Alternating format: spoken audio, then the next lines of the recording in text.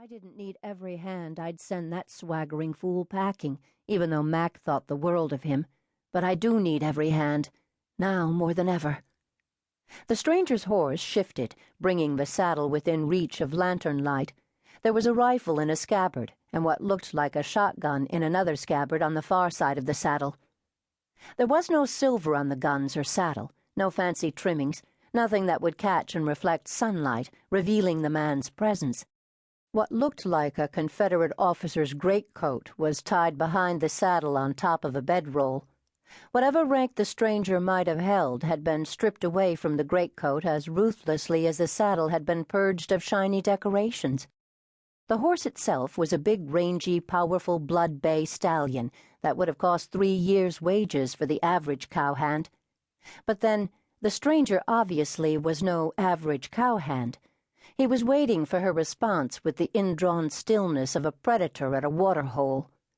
Such stillness was unnerving, especially for someone whose spirit was as impulsive as Elyssa's. "Do you have a name?" she asked abruptly. "Hunter." "Hunter," Elyssa repeated slowly, as though testing the sound on her tongue. "Is that your name or your profession?" "Does it matter?" She closed her lips against the retort that was on the edge of her tongue.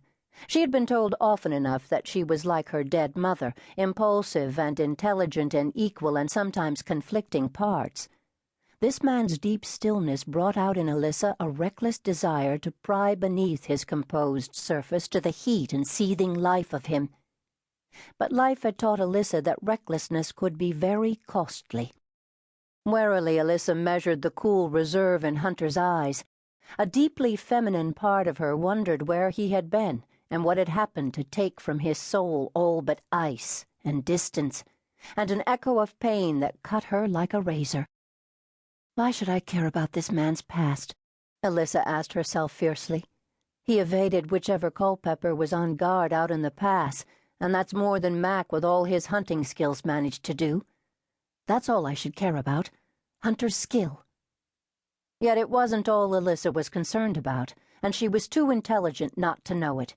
This man drew her as no other ever had. Nervously, she licked her lips and took another deep breath. I should tell him to leave. "Do you want the job?" Elyssa asked, before common sense could make her change her mind. Black eyebrows rose in twin, oddly elegant arcs. "That fast?" Hunter asked. "No questions about my qualifications?" "You have the only qualifications that matter." "Guns?" Hunter asked sardonically. "Brains," she retorted. Hunter simply looked at her, waiting silently for a better explanation.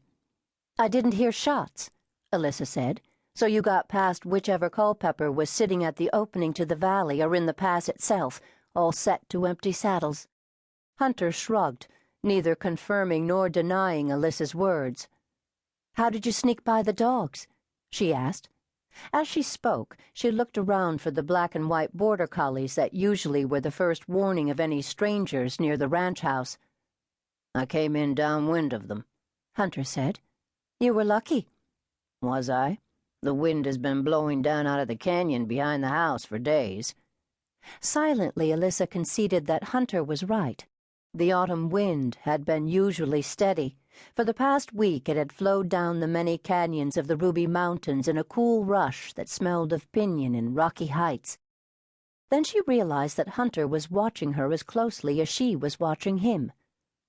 "What makes you think I'm not a member of the Culpepper gang?" he asked calmly.